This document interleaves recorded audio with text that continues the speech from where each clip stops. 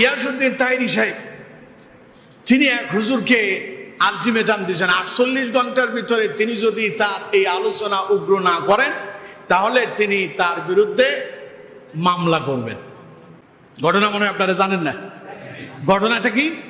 ঘটনা হলো শাইখ আহমদুল্লাহ সাহেবকে একজন প্রশ্ন করলেন যে হুজুর আপনার কাছে জানতে চায়, নবী করিম সাল্লাল্লাহু আলাইহি ওয়াসাল্লাম 40 বছর বয়সে নবুয়ত পেলেন, তাহলে 40 বছর আগে রাসূলুল্লাহ কোন ধর্মের অনুসরণ করেছে? প্রশ্ন হলো নবুয়তের পূর্বে রাসূল আকরাম সাল্লাল্লাহু আলাইহি ওয়াসাল্লাম কোন ধর্ম পালন করতেন? গুরুত্বপূর্ণ প্রশ্ন। নবুয়তের পূর্বে আমাদের প্রিয় নবী সাল্লাল্লাহু আলাইহি ওয়াসাল্লামের ধর্ম কি ছিল? যদি বলেন যে কোন ধর্ম অনুসরণ করতেন না, তাহলে নাউজুবিল্লাহ উনি কি ধর্মহীন ছিলেন নাকি? উনি নবী হয়েছেন কত বয়সে? 40 বছর বয়সে। তাহলে 40 বছর বয়স মানে তো জীবনের মূল টাইমটা প্রায়। তো এই 40 বছর পর্যন্ত উনি নিজে তো নবী ছিলেন না, উনি নবী হয়েছেন তারপরে। তাহলে 40 বছর পর্যন্ত নবী হওয়ার আগে তার ধর্ম কি ছিল? কথা বুঝবেন ভালো করে। একজন লোক প্রশ্ন করছে, কি জানতে চাইছে? যে রাসূলুল্লাহ তো 40 বছর বয়সে নবুয়ত পাইল, এরপরেই তিনি তার নবুয়তের কার্যক্রম শুরু করেছেন। তার আগে তিনি কোন ধর্মের অনুসরণ করছেন, কার ইবাদত করছেন? তখন শাইখ আহমদুল্লাহ সাহেব বললেন, প্রশ্নের জবাব দিতে গিয়ে তিনি বললেন যে আমরা জানি রাসূলুল্লাহ 40 বছর বয়সে নবী হয়েছেন, তার আগে তিনি নবী ছিলেন না, তাইলে তিনি কোন ধর্মের অনুসরণ করছেন? কথা বুঝেন কি বললেন? আমরা জানি রাসূলুল্লাহ 40 বছর বয়সে নবুয়ত পাইলেন, তার আগে তিনি নবী ছিলেন না, তাইলে তার আগে তিনি কোন ধর্মের অনুসরণ করছেন? তাইলে এটা হলো প্রশ্ন ছিল। এটা কি ছিল? তিনি উত্তর দেন নাই, এটা হলো তিনি প্রশ্নটা বলছেন যে আমরা জানি এটা। এখন তাহেরি সাহেব কি বুঝে, তিনি তো আমার মনে হয় যে এই বিষয়টা বুঝে নাই। তিনি না বুঝে বললেন যে শাইখ আহমদুল্লাহ সাহেব বলেছেন যে রাসূলুল্লাহ 40 বছর আগে নবী ছিলেন না, এই বইলা এখন তিনি মামলা করবেন। 48 ঘন্টার আলটিমেটাম দিলাম, এই দিলাম সেই দিলাম। আমাদের একজন হুজুর এক এক রকমের মন্তব্য শুরু করছে। কয়েকজন আমারও প্রশ্ন করছে যে হুজুর আপনার এই ব্যাপারে অভিমত কি? আসলে কি রাসূল 40 বছর বয়সে নবী হয়েছে না তার আগে থেকেই নবী ছিল? না আমারও প্রশ্ন করছেন। এখন শাইখ আহমদুল্লাহ সাহেব এই ব্যাপারে আর কোনো বক্তব্য দেন নাই। কেন দেন নাই? কারণ তিনি তো এই কথা বলেনি নাই, তিনি তো একটা প্রশ্ন পড়ে শোনাচ্ছেন।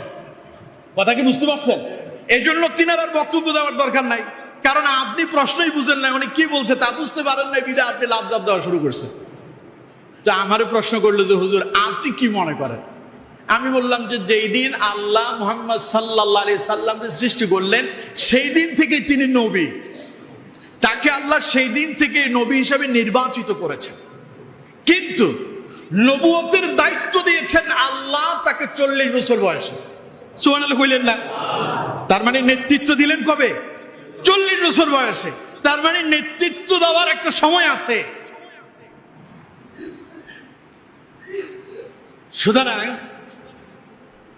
নেতৃত্ব এমন এক বিষয় যেটা যে সময় সেই সময় দেওয়া যায় না। কথা বুঝতে পারছেন? রাসূলুল্লাহ যখন 40 বছর বয়সে নবী হলেন, তারপরে কি হয়েছে? দাওয়াত দেওয়া শুরু করার সঙ্গে সঙ্গেই বিপদ আর মুসিবত। চতুর্দিক থেকে রাসূলুল্লাহর হত্যার ষড়যন্ত্র শুরু হয়েছে যে রাসূলুল্লাহর মেরে ফেলা হবে। তার আগে তারা কাফেরেরা রাসূলুল্লাহর খুব ভালোবাসে, আল-আমিন। কি নাম দিল? আল-আমিন, সিদ্দিক, সত্যবাদী। এরপরে মহাবিশ্বের মহাবিশ্বাসী, এই বলে তারা উপাধি দিল। আর রাসূলুল্লাহ যখন নবুয়ত পাইয়া 40 বছর বয়সে যখন নবুয়তের কার্যক্রম শুরু করলেন, নবুয়তের দাওয়াত দেওয়া শুরু করলেন, তখন তারা রাসূলুল্লাহকে কেউ বলল কাজ্জাব, মিথ্যাবাদী, নাউজুবিল্লাহ কম। কেউ বলল রাসূলুল্লাহকে সিহরুন, জাদুঘর, নাউজুবিল্লাহ বললেন না। কেউ বলল মাজনুন, পাগল, নাউজুবিল্লাহ কম। তার মানে 40 বছর আগ পর্যন্ত তারা রাসূলুল্লাহর কি নবী হিসাবে জানে নাই। যেদিন জানলো রাসূলুল্লাহ নবী হয়েছেন সেই দিন থেকে বাধা বিপত্তি শুরু হয়ে গেল। তার মানে নবুয়ত আল্লাহ রাব্বুল আলামিন রাসূলুল্লাহর এমন সময় দিলেন যখন রাসূলুল্লাহ এটা চালানোর জন্য, ইস্তেকামত থাকার জন্য রাসূলুল্লাহর উপরে পরিপূর্ণ অবস্থা তৈরি হয়েছে, তখন রাসূলুল্লাহকে আল্লাহ নবুয়ত দান করলেন। কিন্তু তার আগ থেকেই তিনি নবী ছিলেন, তবে দায়িত্ব 40 বছরে শুরু করেছে।